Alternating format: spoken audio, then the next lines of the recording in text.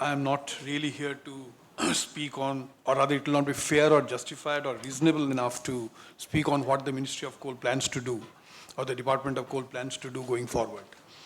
What I would speak mostly is some sort of a wish list.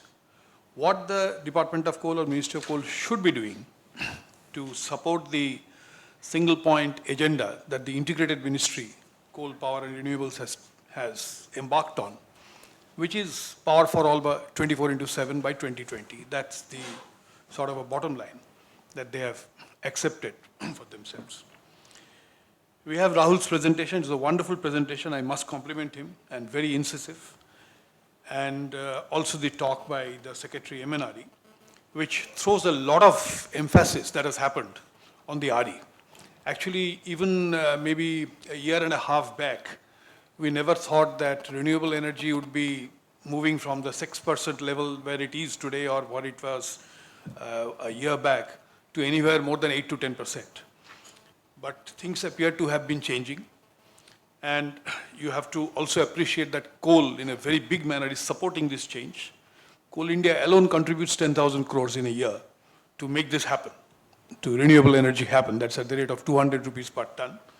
It used to be 50 rupees a ton, and the contribution used to be 2,000 crores 3 years back. From 2,000 to 10,000, Coal India is contributing to make the renewable energy movement happen. So I think, in fact, there are 3 distinct ways in which Coal India is trying to help this.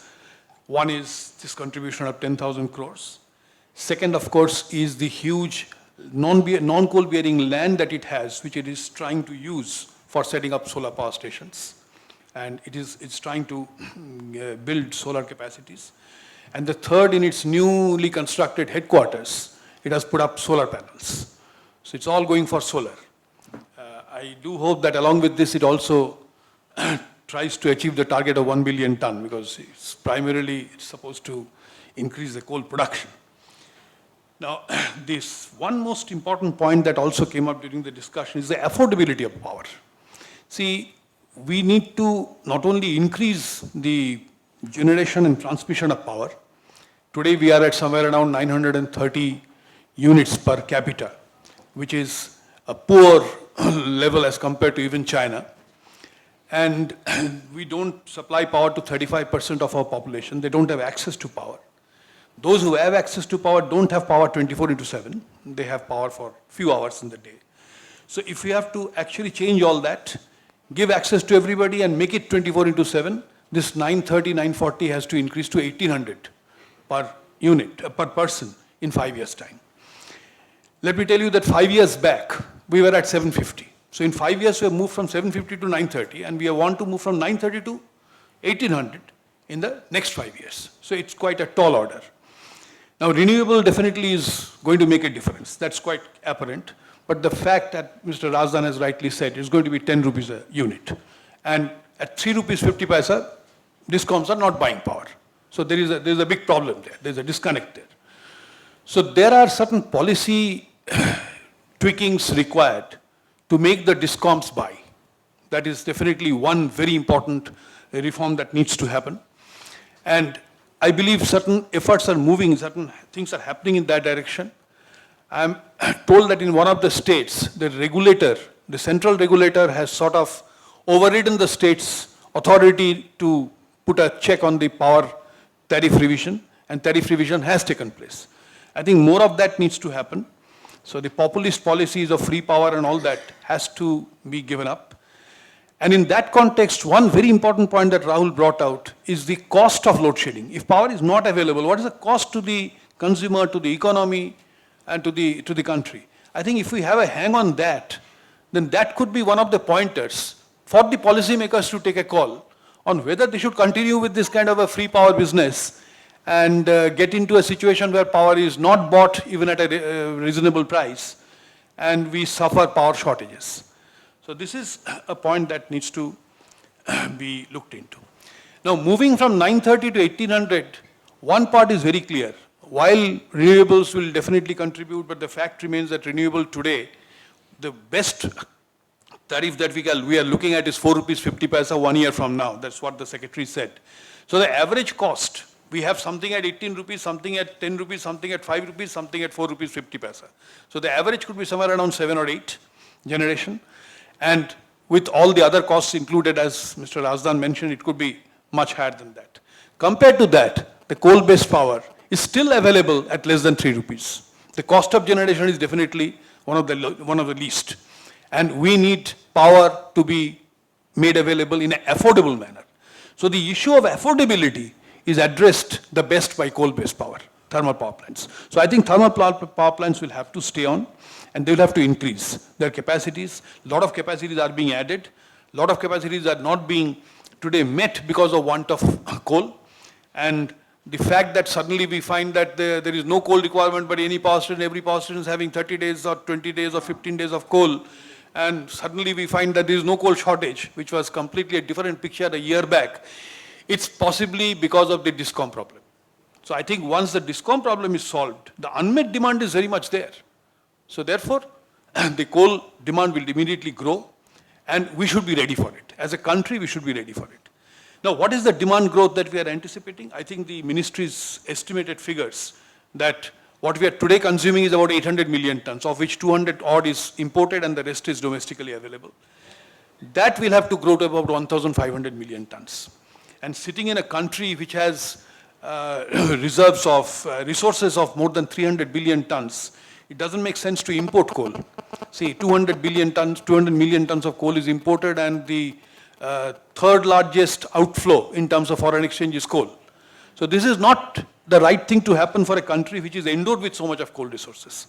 So I think we should target 1,500 million tons of production. If we have to target that, there are 3 distinct areas from where the production can come. One, of course, is Coal India. The second is the end users who have bidded and got blocks through a bidding process. This is the second. Let me talk about the first and second first, and then come to the third. You see, Coal India, the growth plan is going from 500 million to 1 billion tons. Now, we have seen Coal India growing at a fairly good pace. Now, this 500 to 1 billion in 5 years' time means 15% growth. What has happened in this particular fiscal year is something around 10%. And that is the result of extraordinary coordination at the highest levels of the government, between the ministries, inter-ministries, and with the state governments, both for faster clearances, faster forest clearance, faster environment clearance, faster land acquisition. The states are helping out. And this is happening at a very personal kind of a level. Now, all these efforts, warlike kind of thing, cannot continue for too long. So my feeling is that this must be replaced by systems and processes. We must have coordination processes identified, made in place, so that the coordination happens for all time to come. If this is the kind of process that we want, then maybe the kind of coordination that we see as on date may not be continuing for all time to come. So I would give Coal India a growth rate of 10% as the best case. I don't think on a sustained basis anything more than 10% would be fair to assume from a pragmatic policy making perspective. You see, we have to be ready. We can hope for the best. We can hope for 15%. But if it is at a lower level, we should not get off guard.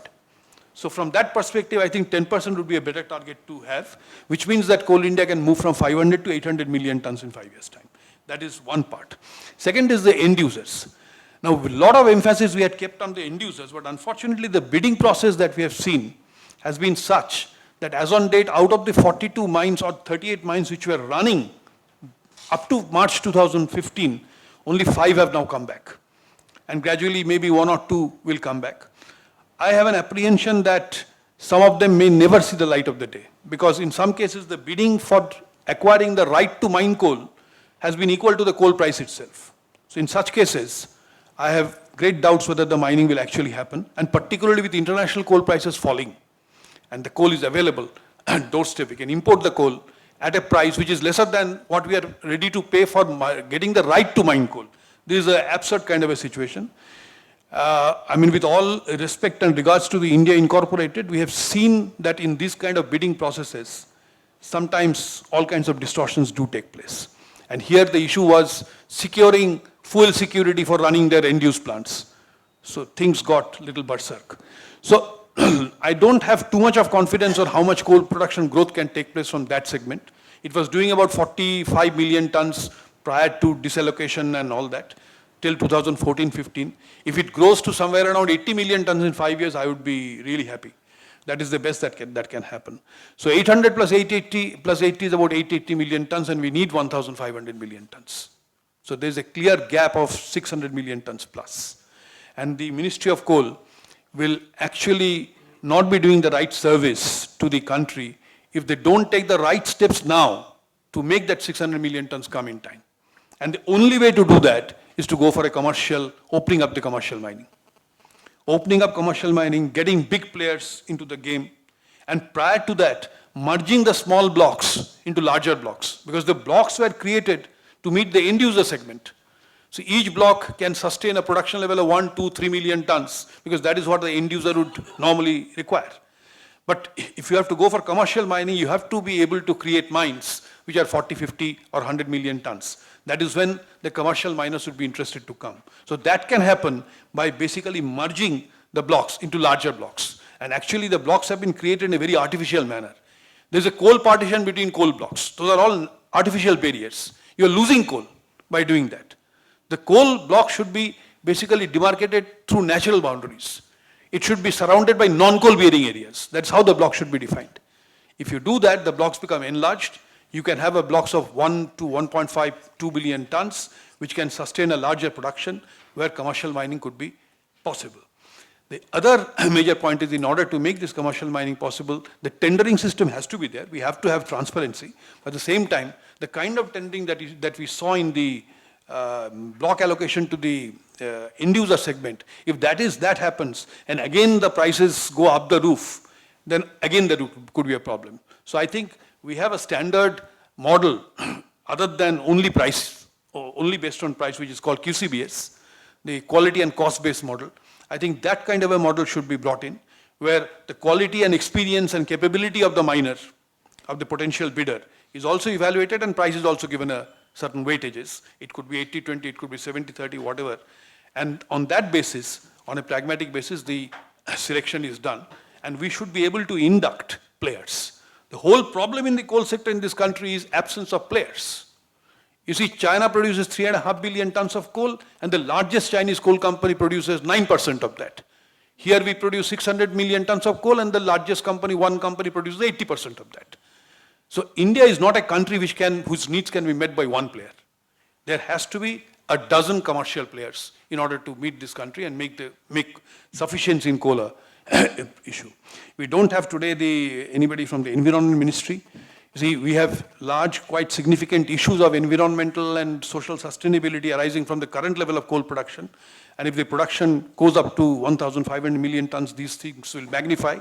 So I think introducing the best practices in environment management and resettlement rehabilitation comparable to the world's best standards, that has to be taken up very, very sharply by Coal India and all the other players. And we are not really there. We are doing a reasonably good job, but much better can be done. And I think if we don't do that, social fallout against coal mining will again come in the way. So I think these are some of the points that I thought I will mention, and then we can go with the discussions.